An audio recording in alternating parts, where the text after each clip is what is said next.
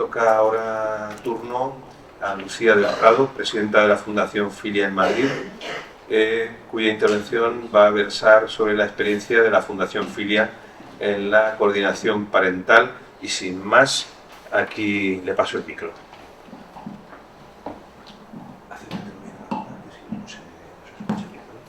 Buenos días.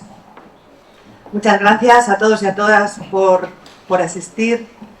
Es un placer poder estar hoy aquí compartiendo estos breves minutos que me han dicho que tienen que ser muy breves porque vamos ya mal de tiempo. Muchas gracias a la organización, a sus papás, Juan Carlos, por invitar a la Fundación Filia a compartir la experiencia de la coordinación parental aquí en León. Bien, hace aproximadamente 15 años conocí a un grupo de madres que buscaban ayuda desesperada para volver a recuperar a sus hijos.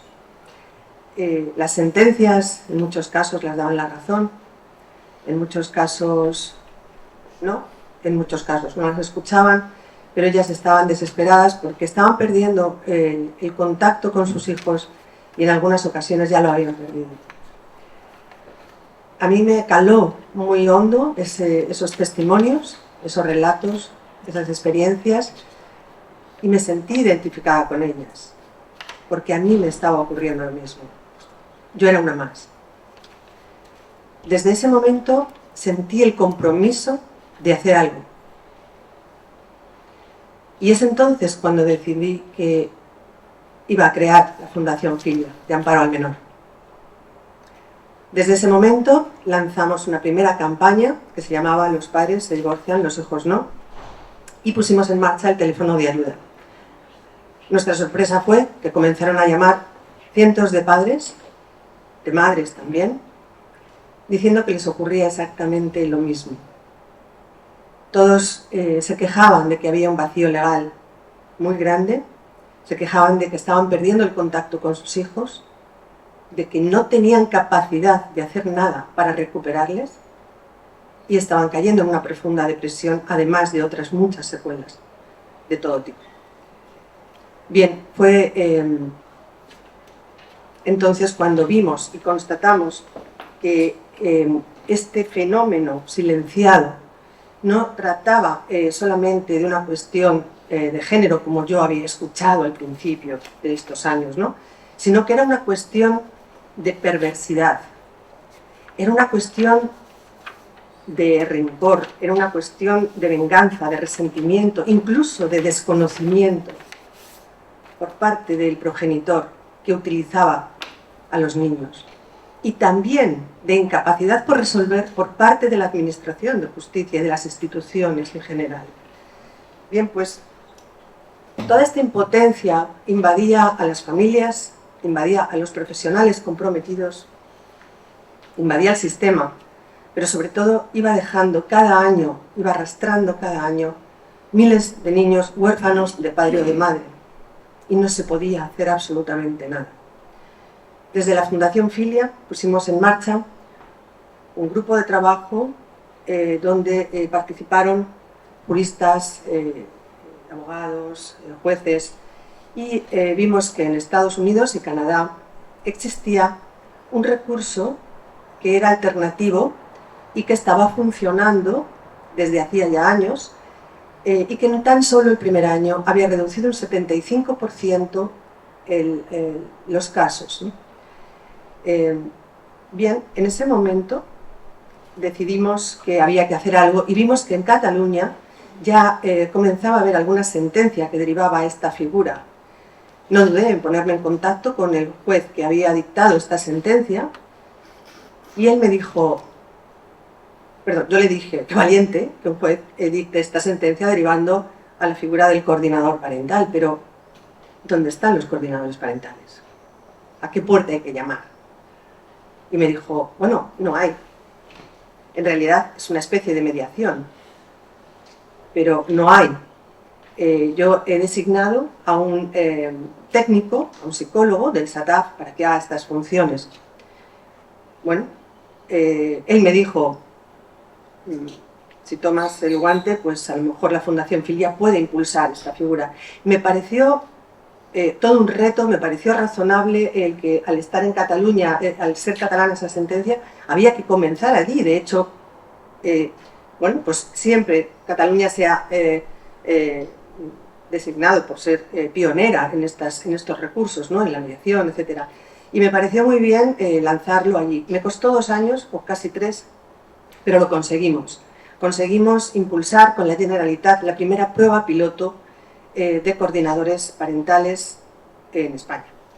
A raíz de ahí lo llevamos a la Comunidad de Madrid y a partir de ahí creamos también el primer posgrado universitario para formar a los coordinadores parentales, con la Universidad de Juan Carlos, con la UCAM y con la Universidad Europea Miguel de Cervantes.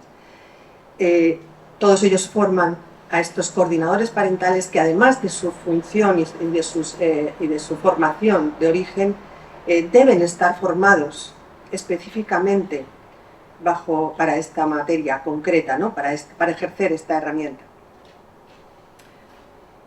Bien, todas estas cuestiones, bueno, partimos, ¿no? de que el separar a unos niños de su padre o su madre pues va asociado a una desestabilización que el día de mañana les pasará factura, sin lugar a dudas.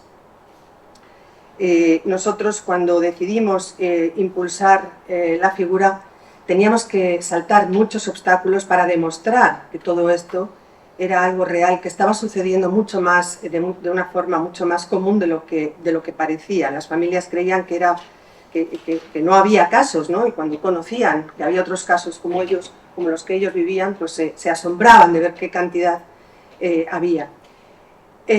Bueno, nos costó ir perfilando la figura.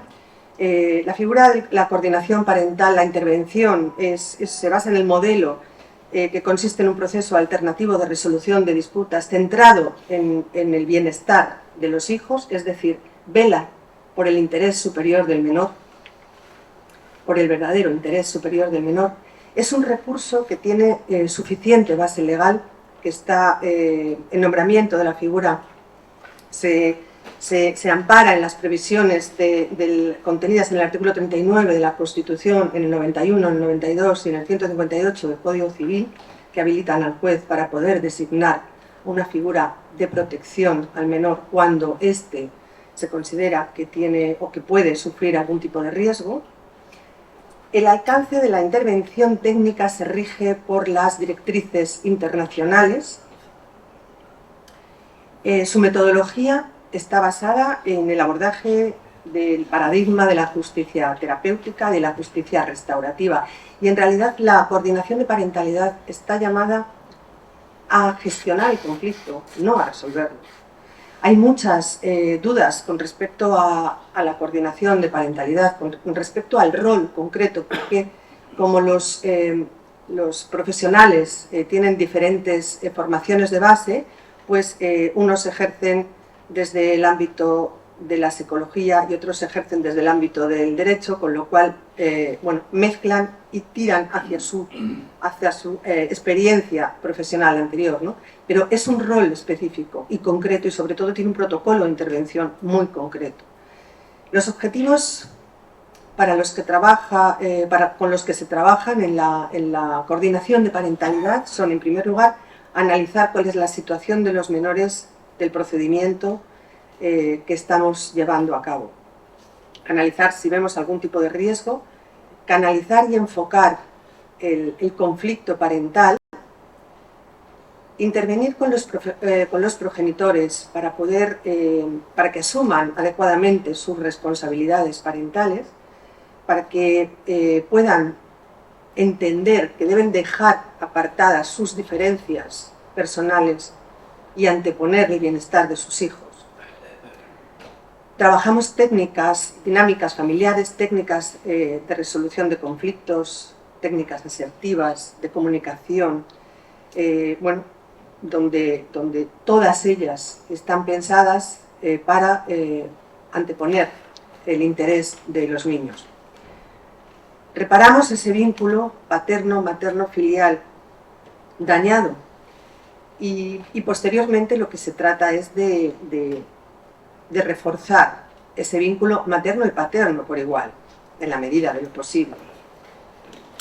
Se determinan la estructura también de las medidas que están en ese momento establecidas y de unas posibles medidas diferentes. Por ejemplo, cuando se trabaja el plan de parentalidad, que es mucho más exhaustivo que un convenio regulador cualquiera, se trabajan todos estos detalles al milímetro. Es como, bueno, va a medida de cada familia. Se tienen en cuenta absolutamente todos los detalles que pueden afectar a esa familia, desde a qué hora, porque hemos visto casos de todo tipo, a qué hora pueden felicitar a los niños el día del cumpleaños o de qué hora a qué hora pueden verse el día de Papá Noel. Todo esto requiere un tiempo, un trabajo muy exhaustivo, porque sin duda estas familias, las familias que consigan firmar este plan de parentalidad de manera conjunta, pues van a resolver muchos conflictos y va a ser sin duda alguna una mejora en sus relaciones familiares.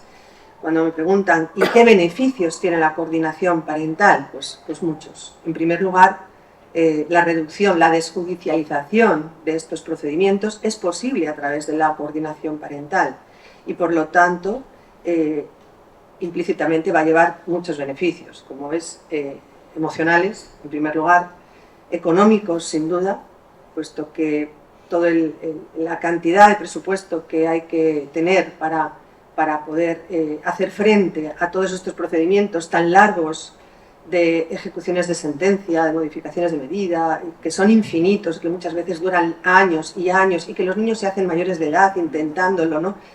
Todo esto es un desgaste tanto emocional como económico. Abogados, procuradores, psicólogos, médicos y médicos. Bien, pues cuando hacemos ver a estos progenitores que es posible llegar a un acuerdo, que divorciarse no quiere decir entrar en guerra, que es posible divorciarse sin mantener esa guerra, porque sin duda en la guerra puede que haya un vencedor y un vencido, pero sin duda los grandes perdedores van a ser los niños, los hijos y las hijas. Ellos sin duda son los que van a perder. Cuando hace unos años publiqué el libro Yo no puedo ser dos, donde colaboraron también Javier Urra, José Miguel Gaona, bueno, pues este libro está basado en el testimonio de unas víctimas, de unos hijos que han atravesado estas situaciones, son hijos de la discordia, que llamamos, y cada uno cuenta su experiencia vital, unos pequeños, otros mayores, todos ellos cuentan que no podían ser dos, de ahí el título del libro, no puedo ser dos, yo no puedo ser uno con mamá y otro con papá. Es que han llegado un niño de 5 años ha llegado a decirme, es que cuando estoy con papá en su semana, no puedo saludar a mamá si me la encuentro en el supermercado. Está prohibido saludar a mamá.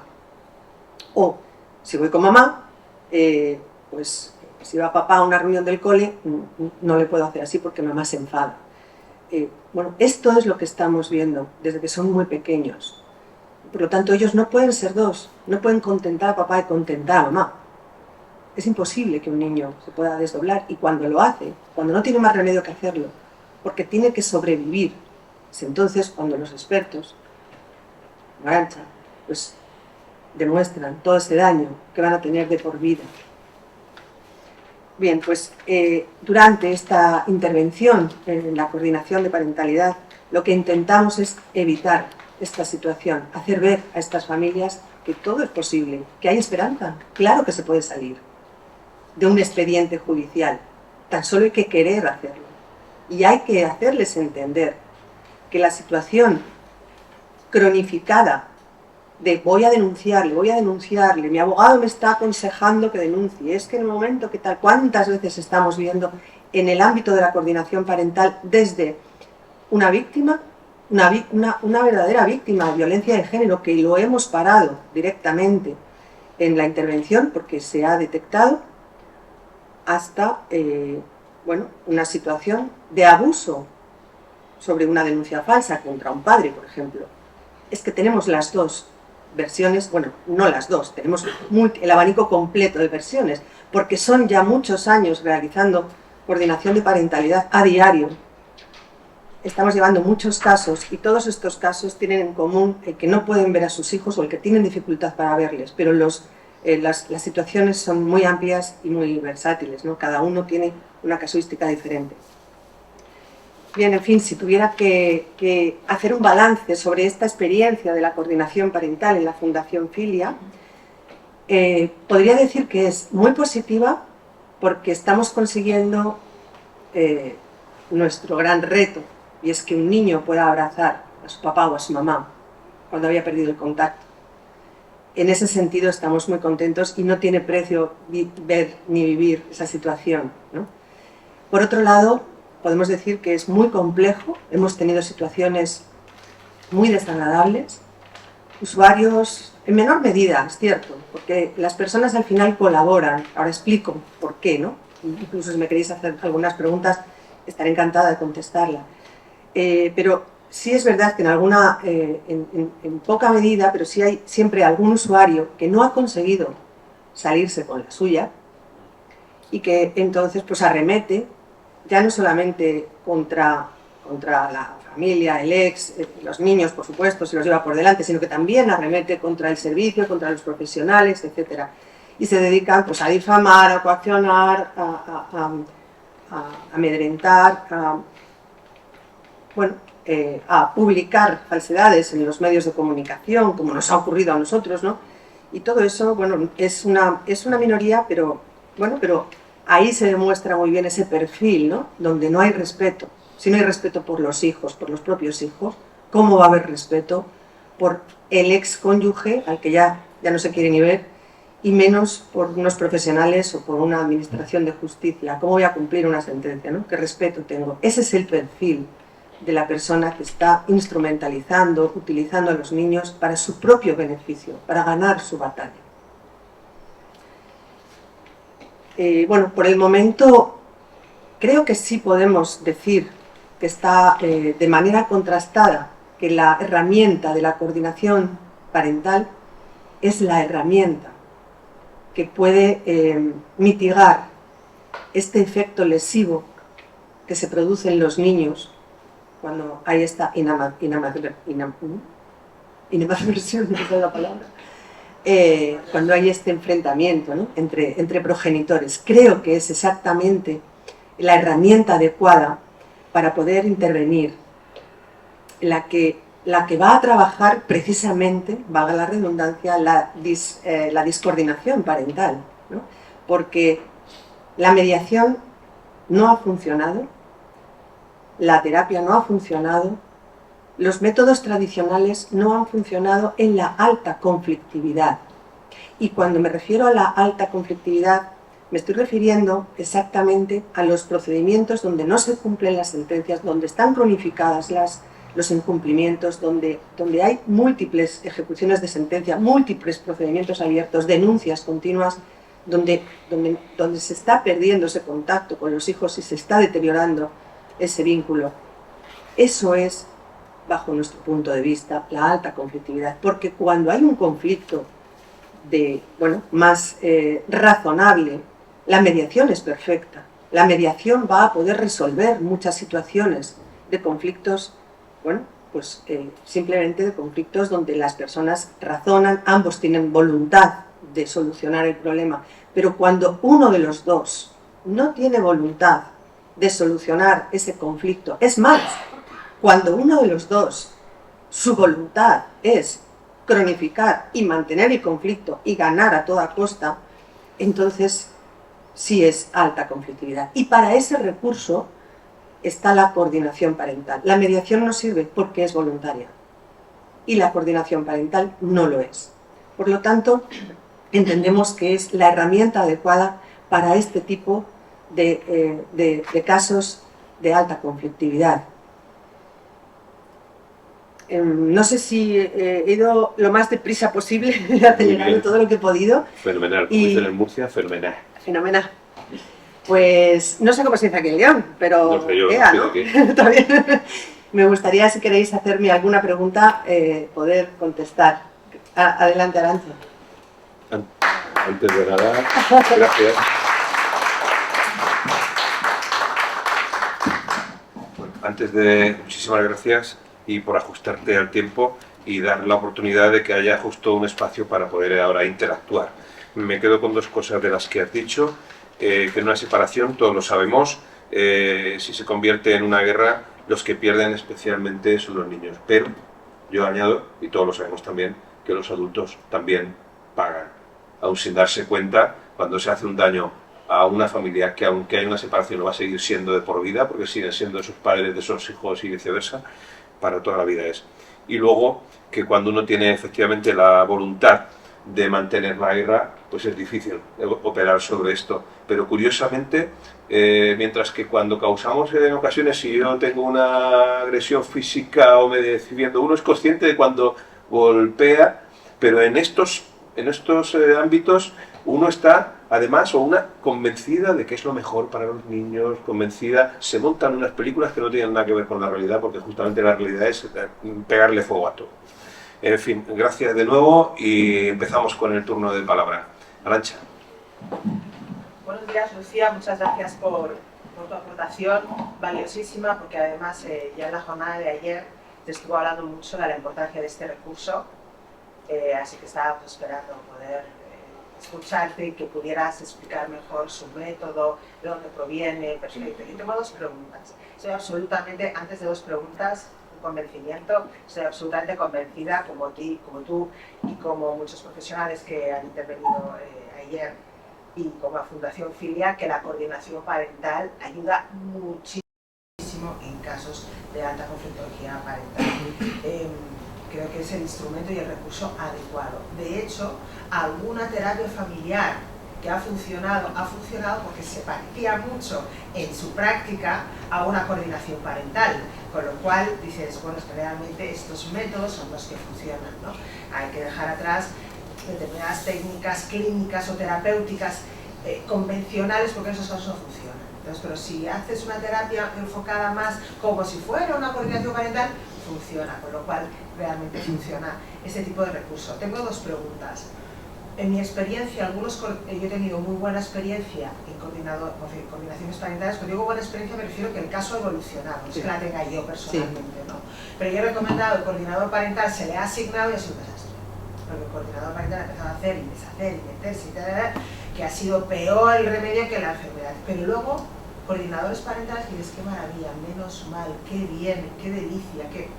Entonces, y también he tenido una experiencia, y aquí eran las dos preguntas, que en algún juzgado es coordinador de qué, que no sabían lo que era el coordinador parental. Incluso la otra parte se reía y decía, aquí la perito que se inventa figuras, de suerte que el juez había tenido en algún otro caso alguna experiencia y dice, no se la está inventando, yo esta figura la conozco, y menos mal, porque me dejaban a mí como de loca que me estaba inventando una figura que estaba proponiendo, ¿no?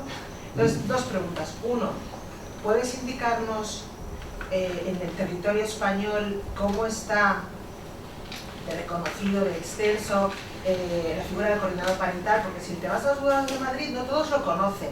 En Cataluña sí, pero es un poco el mapa territorial del coordinador parental.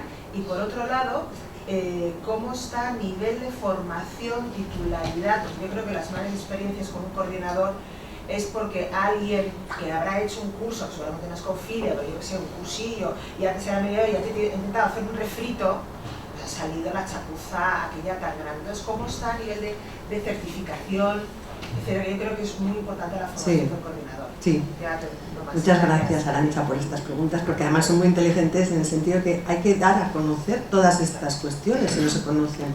Pues en primer lugar, bueno, los jueces digamos que lo conocen muchos, la gran mayoría lo va conociendo, otros no lo conocen, y cuando no lo conocen, pues ya se encarga una de las partes en que lo conozca, ¿no? A nosotros nos llaman muchísimos abogados donde nos piden una justificación, nos piden algún texto, pues si tenemos para poderlo pedir, ¿no?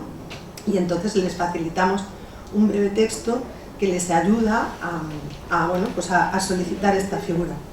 El juez que lo ve razonable, y lo que he explicado antes, ¿no? O sea, tiene más que base, está fundamentado jurídicamente y amparado en diferentes artículos en los que, sobre todo el 158, que es la mayoría de los artículos en los que se basa la solicitud, pues habilita al juez para poder buscar una medida de protección y de cautela, ¿no?, de las medidas establecidas sobre el menor. Por lo tanto, los jueces lo conocen cada vez más. Hay comunidades donde se conoce más que otras, pero en la actualidad ha ido súper rápido. Creo que es una expansión comparada con la mediación que no tiene años luz. Ha ido muy rápido porque desde que hicimos la presentación en Barcelona en el año 2014 no han pasado tantos años y ya llevamos en la Comunidad de Madrid ejerciendo todos estos años de manera continua, bueno, en otras comunidades también, y cuando no se conoce, pues una de las partes se lo justifica de una manera que el juez normalmente ya está derivando, ¿no?, cuando se lo justifican bien. En cuanto a la formación, pues nosotros lo que vimos al principio era que era fundamental crear una formación específica donde pudiera contener formación psicológica, psicología del menor, psicología de familiar, técnicas de comunicación, dinámicas familiares, habilidades parentales, muchas habilidades parentales, porque hay muchas veces que uno de los dos carece de habilidades y por eso no se sabe hacer con los niños. El protocolo de intervención, que es curioso, pero muchos coordinadores que terminan, pues luego a la hora de ejercer demuestran que no se han enterado de nada, porque es que no saben emplear este protocolo de intervención. Lo que hacen es mezclar conceptos, lo que decía antes, ¿no?, utilizan el rol que ya he conocido para ejercer la coordinación de parentalidad. La coordinación de parentalidad no se puede hacer terapia. La terapia es muy válida, muy poderosa, pero necesita un momento concreto. Muchas veces cuando vemos, al hilo de lo que tú decías, cuando vemos estos conflictos les decimos, dejen de pelearse, lleguen a un acuerdo y después el niño que haga esa terapia. Pero no al niño a terapia porque nosotros nos estamos peleando. No, dejen de pelear, lleguen a un acuerdo y entonces lo haremos, ¿no? Hará falta designarlo. Bien, no ejerce la terapia, no ejerce tampoco asesoramiento legal y es la coordinación de parentalidad, sobre todo lo que hace es educar a los progenitores e intentar llegar a acuerdos, sobre todo y fundamentalmente llegar a acuerdos, elaborar ese plan de parentalidad para desjudicializar en la medida de lo posible o establecer unas nuevas medidas, incluso de mutuo acuerdo. Y perdóname, Lucía, y a veces solo con la coordinación parental ya no es ni necesaria la terapia, que eso es un indicador muy interesante. O sea, ya el niño ya se encuentra bien, pero es que realmente es así. Hay más preguntas. Exacto. Tenemos que dar agilidad. Para reforzar. Yo no nos había dado cuenta, pero levanto el dedo. ¿Por qué desde un feminismo, supuestamente feminismo, llamemos radical, hay una posición en contra de la coordinación de parentalidad? A ver, yo, pues sí. Somos breves para ¿De qué se trata que me opongo? Es la primera, ¿no?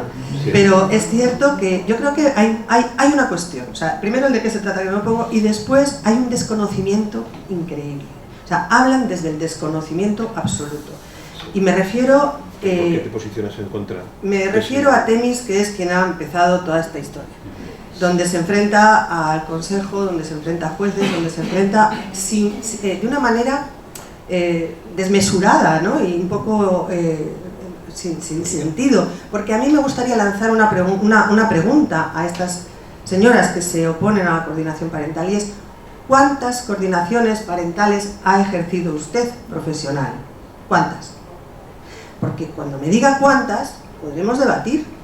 Claro, si no ha ejercido ninguna, pues es muy difícil que me diga que es que de entrada, la Fundación Filia es sectaria, la Fundación Filia defiende a los hombres, no entiende lo de la violencia de género y no lo acepta, velamos porque... No, mentira, todo eso es absolutamente mentira.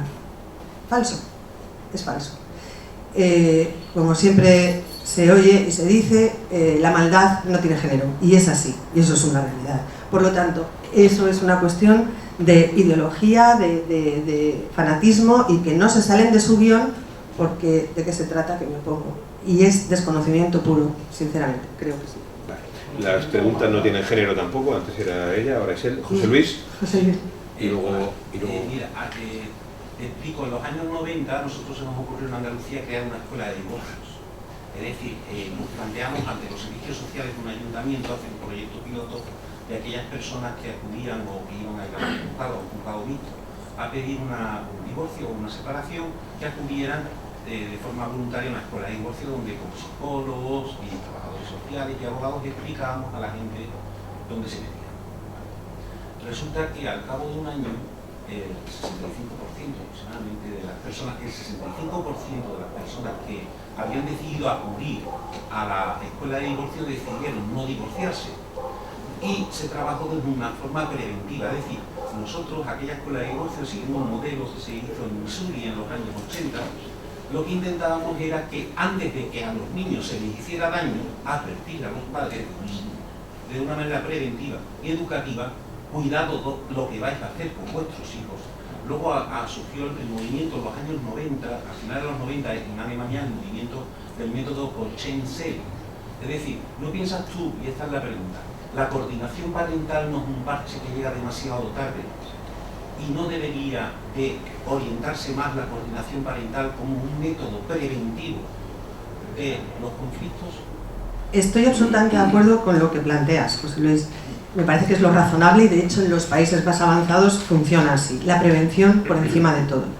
¿Qué ocurre? Que había que introducir de alguna manera alguna herramienta que pudiera tener cabida, y la única manera que se pudo encontrar era la de convencer, que fue el papel que yo hice en Cataluña para empezar, es la de: señorías, si no se cumplen sus sentencias, alguien las tiene que hacer valer, porque vamos a empezar porque se cumplan las sentencias. Y por supuesto, en la medida de lo posible, lo ideal sería trabajar desde la prevención, como ocurre en Canadá y en Estados Unidos. Por supuesto que sí. Creo que aquí hemos empezado de otro modo, pero habrá que dar un segundo paso. Hay 3 preguntas y no puedo dar más.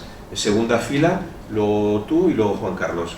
Cuando quieras. Ser breves, por favor, para poder acabar en tiempo. Yo, como teoría, veo formidable lo que ha dicho, pero la realidad también, de 25 años a esta parte, lo que me demuestra es que los niños de 12 años para abajo siempre van para el mismo lado.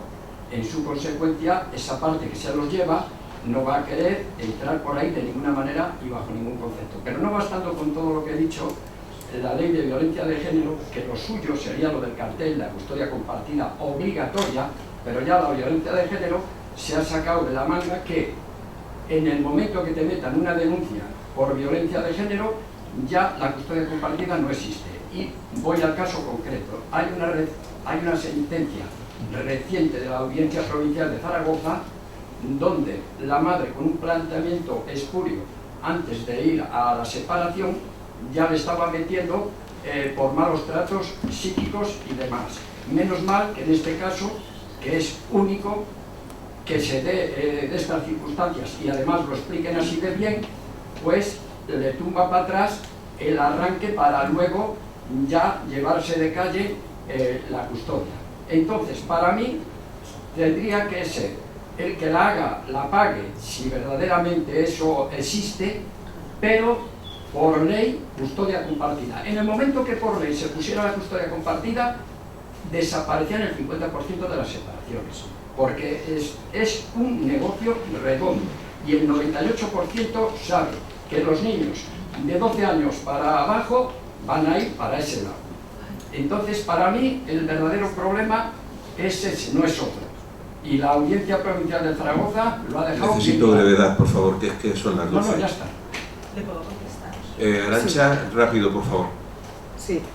Es cierto, perdóname, Lucía. No, sí, perfecto. Y yo Estoy de también acuerdo te con perdono. usted, de hecho por eso muchos papás se han hecho tantos congresos por custodia compartida, pero hay estudios, algunos precisamente de Sariego, donde se ha visto que aún teniendo la custodia compartida, eso no era freno al secuestro del menor. Entonces, hay menores secuestrados cuyo régimen de visitas estaba basado desde el momento Ahora se freno llevaron un a la niño custodia ayer para compartida. Francia. Con lo cual, ojalá se viera como corte y como vacuna. Ojalá fuera la solución perfecta, claro. Es parte de la No solución, existe la pero no es la existe, solución. pero la custodia compartida, yo entiendo... Ya no puedo tener más debate. Ahora en el café seguís hablando, si eres tan amable. Hay 2 palabras y son las 12. Cuando quieras, brevedad, por favor. Muy breve. Bueno, a ver, en la línea que está explicando Lucía y también a Si queréis identificaros en lo que trabajáis, para que ella tenga una idea. Noemí Cristina Calvo, psicóloga forense, mediadora y coordinadora de la parentalidad. Y bueno, en la línea de lo que estáis exponiendo, en Castilla-La Mancha tenemos, desde el 2016 estamos introduciendo la coordinación de la parentalidad y debo decir que tenemos una modesta casuística. En algunos casos, Lucía nos conoce porque hemos colaborado, el gusto de colaborar con la Fundación Filia.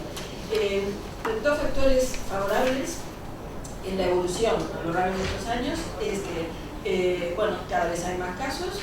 Tenemos casos voluntarios en el sentido de que los abogados se difunden ellos mismos, entre ellos se llegan al acuerdo y esos son los casos de mejor pronóstico, ¿no? Porque hay un acuerdo entre las partes. Debo decir que siempre el acuerdo es por iniciativa de los abogados. Luego tenemos un aspecto menos favorable, que es que nos encontramos con largos periodos en los cuales los jueces no resuelven y entonces no sabemos si es por desconocimiento del recurso o por otros motivos, pero nos encontramos frente a esa dificultad, ¿no? Que también ahí la factura la pagan los niños porque a veces son periodos muy prolongados. Y creo que también ahí tenemos que hacer una tarea de difusión y del daño que se produce en esos periodos tan prolongados en donde los informes del coordinador de la parentalidad están hablando de riesgo repetitivamente y no se hace caso a esto, ¿no? Entonces creo que esto es una cuestión a tener muy importante. Y luego, ya para terminar, lo que comentó este señor, José Luis, me hace recordar a una anécdota en la que mi hija, que es física, me preguntó por qué no pasábamos esos test de idoneidad parental antes de que la gente tenga hijos, ¿no? Realmente creo que en la coordinación de la parentalidad creo que se está implantando en esta sociedad a nivel psicoeducativo y eso a lo largo de los años se está demostrando. Eso es muy importante y yo creo que como conclusión un poco hay una cuestión y es que cuando una de las partes no colabora, cuando se está tratando de gestionar esa coordinación parental y no funciona porque uno de los dos no colabora, no consiste en que el coordinador parental informe al juez no ha sido posible realizar la intervención, como he visto en algunas ocasiones, sino que lo que hay que decir es esta parte concreta no ha querido colaborar, porque la otra se muere por hacer algo, por colaborar. Claro, entonces lo que hay que hacer es informar de lo que nos está pasando, no de lo que no hemos podido hacer, porque eso es evidente, sino lo que no lo hemos podido hacer por esta cuestión, porque ese señor o esa señora, ese papá o esa mamá no ha querido colaborar y entonces su señoría es la que tiene que tomar, quien tiene que tomar esas medidas y las precauciones y bueno, en definitiva resolver. Tenemos 15 minutos para el desayuno, hemos gastado 5, hay que bajar y subir. O sea que, Juan Carlos, rápido, por favor, un segundo. La última, ¿dónde por ejemplo se solicita aquí la coordinación parental? ¿En León, por ejemplo? Nosotros lo llevamos a nivel nacional. El servicio de coordinación parental de la Fundación Filia es a nivel nacional, porque debido a que nuestros posgrados están en diferentes puntos de España, contamos con colaboradores, coordinadores parentales desde diferentes Pero puntos. entonces, si alguien quiere aquí en el juzgado llevar un coordinador, ¿os llama a vosotros? Efectivamente. O se hacen acuerdos, Comunidad de Madrid-León, o desde la coordinación parental de aquí. Se puede crear. Hablaremos. De nuevo, muchas gracias. Y os ruego que bajéis, toméis un café y subáis la tertulia para mediodía, quien no tenga que marcharse a su tierra rápido. Gracias.